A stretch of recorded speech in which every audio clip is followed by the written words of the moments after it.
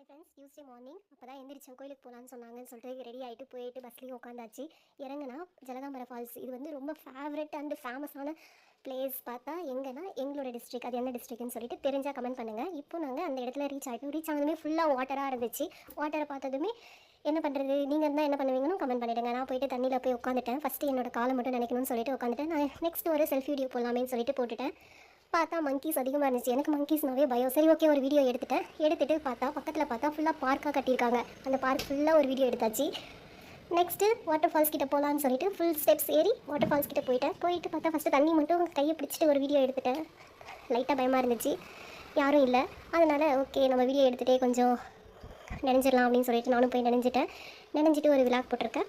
Next okay, ஃபுல்லாக நினைஞ்சிட்டு அதோடவே கீழே இறங்கி வந்தாச்சு. இறங்கிட்டு சாமி பார்க்கலாமே, வந்ததே சாமி பார்க்க தானேன்னு சொல்லிட்டு ஃபஸ்ட்டு சாமி பார்க்க போயிட்டோம். அதுக்கப்புறம் இதுதாங்க சாமி, முருகர், எங்கள் முருகர். இது என்ன பிளேஸ்னு சொல்லிட்டு கமெண்ட் பண்ணிவிடுங்க. ஓகே, பாய்.